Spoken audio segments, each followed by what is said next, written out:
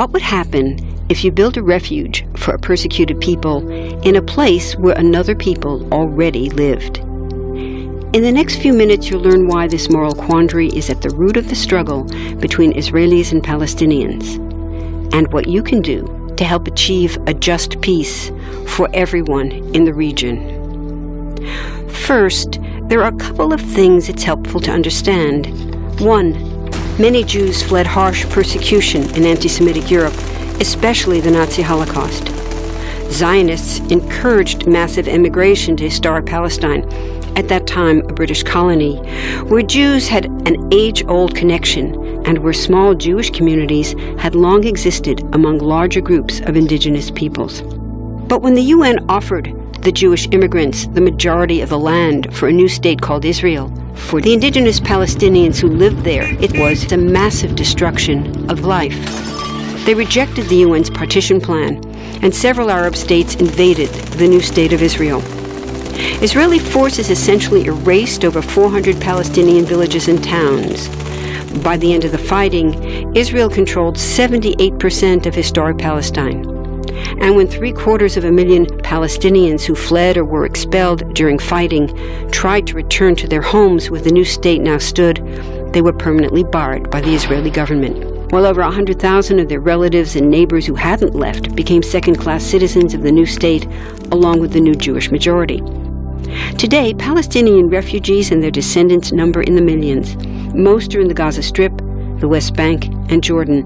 Many are spread throughout the world, with millions still living in refugee camps, seeking to return to their homeland. To sum up, one group of refugees found a much-needed home, but in the process, a new group of refugees was created. Here's the second thing to understand. Israel was founded as a Jewish state. But now ask yourself, what exactly does that mean? People had lots of ideas about what a Jewish state should look like. Some called for equality for all citizens. But what was created, in practice, was institutional discrimination against non-Jews. In other words, Israel ended up being built on a blueprint of exclusion. The Israeli government wants maximum land and resources for Jews, but not the Palestinians living there. That's why, inside Israel, Jews get special privileges, including rights to land and housing, that are denied to the Palestinian citizens, who make up 20% of Israel's population. That's also part of why Israel has never defined its borders.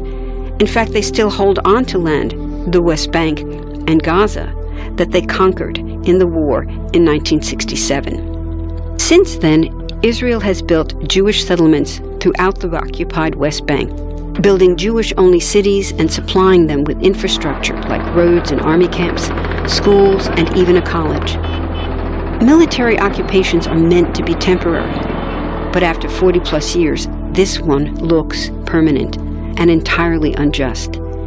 In the West Bank, Israeli Jewish settlers and Palestinians live on the same land, but must live under two completely separate and unequal systems of Israeli law. The Jewish settlers dominate the natural resources, including water and agricultural land, and they're backed by the Israeli army. To maintain the occupation, Israel has demolished thousands of Palestinian homes and orchards, confiscated Palestinian land, bombed a captive civilian population in Gaza, and punished resistance with raids, arrests, and assassinations, all to gain maximum land, while making life so difficult for Palestinians that they will either leave or be too afraid to resist. Palestinians have fought back. For decades, they tried to achieve national liberation through armed struggle.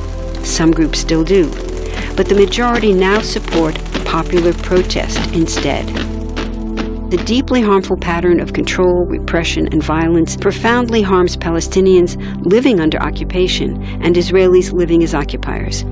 This must be broken to reach a peaceful and secure future for both peoples. Now that you understand the problem, what about the solution? What about peace talks? So far, over 2 decades of U.S.-backed peace talks have actually made things worse by helping Israel continue the occupation. It's been years of talking while Israel massively expanded the Jewish settlements and literally redrew the map.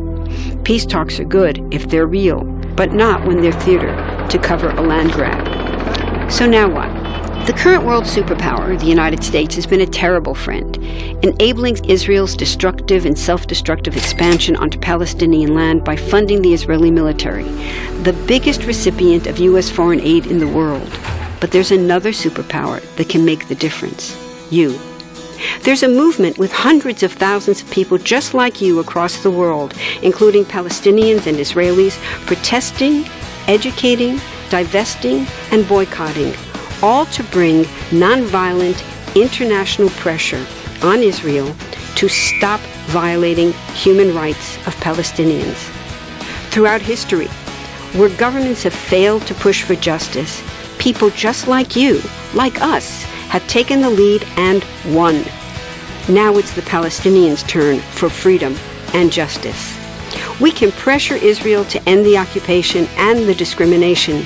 We want all people, Jews and Palestinians, to have equality, human rights, and democracy. We can change history.